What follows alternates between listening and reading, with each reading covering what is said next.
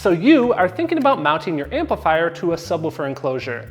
Is this a good idea? How can we potentially avoid vibration issues that could possibly damage the amplifier? What is the #1 mistake that people forget to account for at the beginning of their installation? I'm Mark, welcome to CarAudioFabrication. Here on this channel, I do car audio build logs, I do review videos, and I do videos talking about different options for building your system. Let's talk about mounting amplifiers to a subwoofer box. Before we even get into this, I do want to issue a disclaimer. It's my overall opinion that mounting an amplifier to a subwoofer enclosure is not really the best idea. In my opinion, the best way to mount an amplifier is on its own independent amplifier rack mounting board elsewhere in the vehicle, because you're going to have all sorts of wires going to this, so that allows you to have a more permanent wiring installation, and it also helps us to avoid vibrations directly on the subwoofer box. A subwoofer box is prone to having vibrations that can damage the sensitive electronics within an amplifier, so if you do mount an amplifier to a subwoofer enclosure, it's at your own risk. But when it comes down to it, depending on the build, it can sometimes be a lot more simple to mount the amplifiers to the subwoofer enclosure.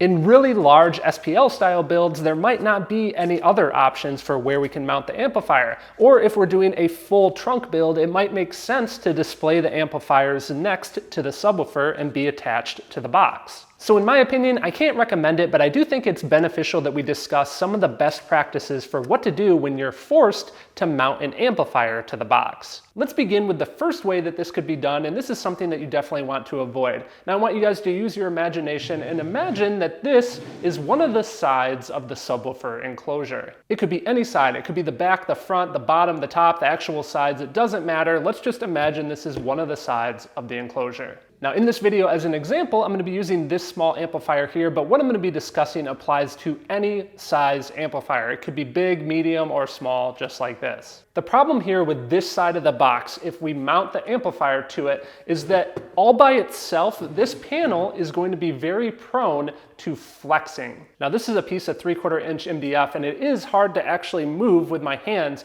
but if you built a subwoofer box out of this, while it's going to be pretty strong, just having a simple panel like this is still going to experience some flexing here in the middle of the panel. And just as a visual example, this would be an exaggerated amount of the movement, but it's going to be flexing back and forth like this.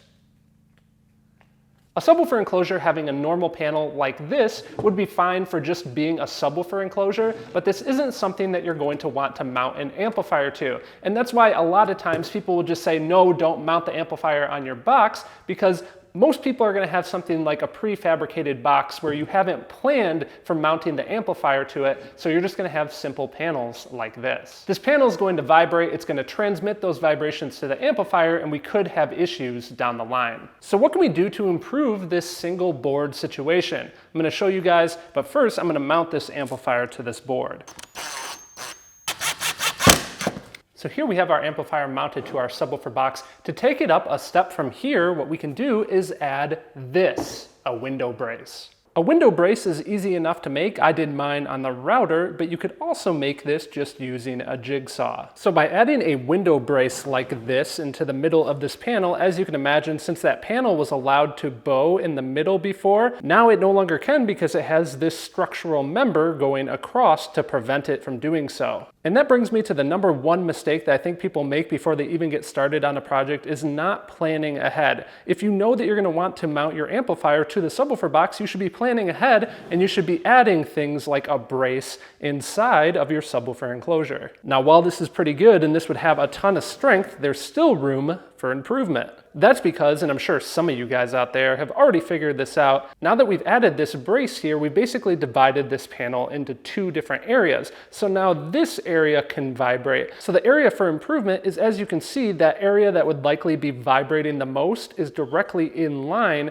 with our mounting positions of the amplifier. So how could we improve that situation? Well, there's a couple of different options. First of all, you could use 2 different window braces. You could have one here and one here. That way they're lined up with where the amplifier actually mounts to the box. So let's say that that's not an option though. Let's say that you don't have enough room to have two of these larger window braces. You still have an opportunity here. You could use something like a dowel. Now obviously this is too small. You would want to get like a 1-inch diameter dowel, but you could attach it to the back side of this board and line it up perfectly with those mounting positions and brace off to the other side of the enclosure. Another really simple solution is just simply a block of wood. You line that up with the amplifier mounting location and have it attach on each side of the box. Now what if a subwoofer or something is in the way right about where my hand is? What if that won't work? Guys, you can even do this. You could just attach this to the inside of the box. Or what if you've already made the box and unfortunately you didn't account for this?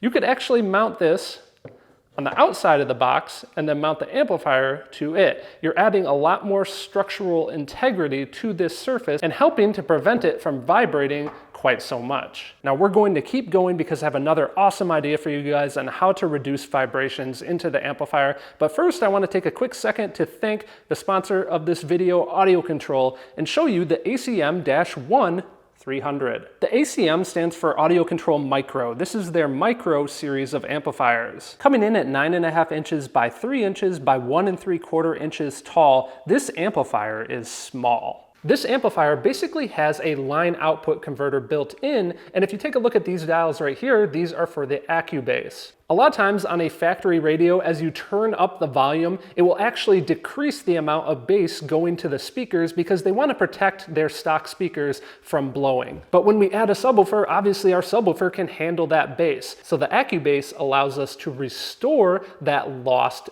bass. It's truly an awesome, powerful, tiny little amplifier. If you guys want to learn more details about this, check it out down in the video description. Something else that works really well for preventing vibrations from transferring from the subwoofer box to the amp are these guys right here. These are called isolation dampers, and I'll put a link to some of the ones that I used down in the video description. To use these, I added wooden threaded inserts into the box. I then screwed these rubber isolators into the threaded inserts. Finally, I secure the amplifier, and if you'd like to see the step-by-step process on how I actually built this full subwoofer enclosure, you can check it out up in the corner of the screen. So these rubber isolators do a really good job at isolating the movement of the amplifier from the box. Keep in mind that we can combine these with the techniques that I was showing earlier with the bracing. Something else worth noting, when I was showing you guys earlier, I was showing you mounting it on the center of a panel. But another great way to get a lot of strength out of where you're mounting the amplifier is to have the mounting locations close to an edge on the subwoofer enclosure.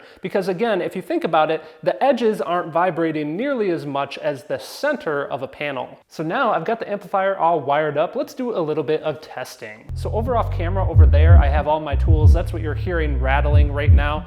But we got some test bumping going on, and I can definitely, it's not a ton, but I can definitely feel some vibrations if I touch the main panel.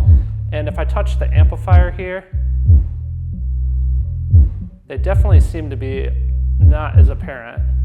You can feel them slightly, but not nearly as much. And another thing about those isolators I was just thinking about, because they have a thickness to them, it's kind of nice because it spaces the amplifier away from the box slightly, which means even more airflow and cooling. Even though these amplifiers don't really get that hot as is, this does allow for some more cooling. So I want to know what you think. Is mounting the amplifier to a subwoofer box a really bad idea, or is it not as big a problem as people make it out to be? If you mount your amplifier to the box, it's at your own risk, because in my opinion, I think it's best to still try to keep the amplifier away from the box. But then there's the other side of the argument that if you have a powerful enough subwoofer system, you're going to be able to feel those vibrations literally everywhere in the vehicle. And then there's the fact that even when you're driving around, you're going to experience the vibrations from the road. Another good point that I've seen people bring up is with home audio subwoofers, a lot of times the amplifier is integrated into the subwoofer enclosure from the factory, and there doesn't really seem to be any problems there, even with those factory subwoofer enclosures being relatively cheap and not really having a lot of bracing.